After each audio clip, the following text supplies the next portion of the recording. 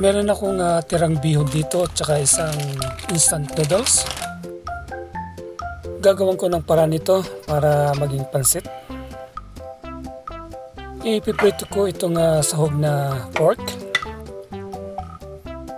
Lagyan ko ng asin at saka paminta.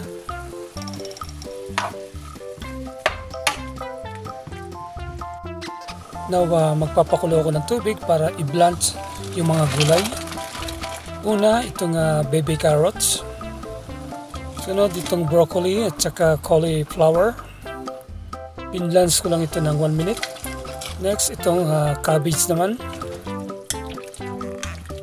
Mga 40 seconds lamang ang blanching nito.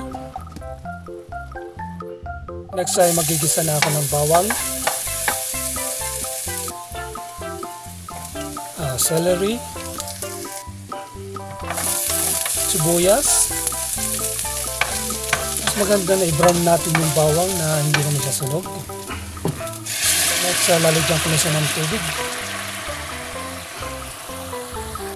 Then, ilalagay ko na yung sahog na pork. At pakukulang ko ito ng 2 minutes. Lalagyan ko na rin ito ng paminta. Isang sandok na toyo. Mga 2 tablespoon ng oyster sauce. Ilalagay ko na yung instant noodles. Tatakpan ko.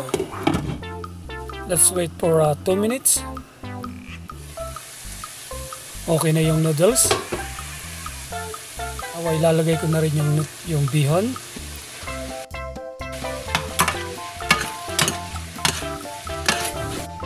At tatakpan ko ulit. After 1 minute, ilalagay ko na itong mga veggies.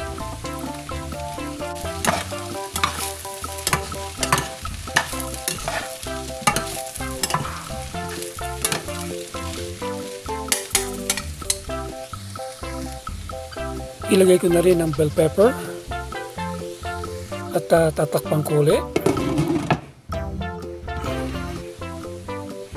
Now, ilalagay ko na yung cabbage.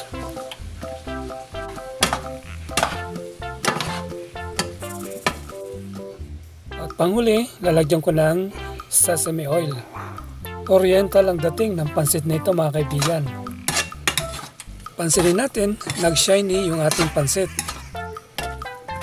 At bumango siya, parang Chinese restaurant ang kanyang amoy. Katakam-takam na po, mga kaibigan.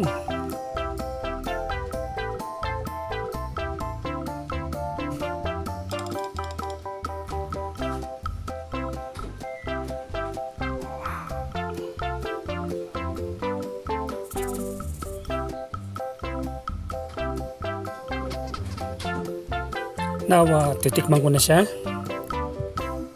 Ayos, approve po. Napakasarap ng lasa niya.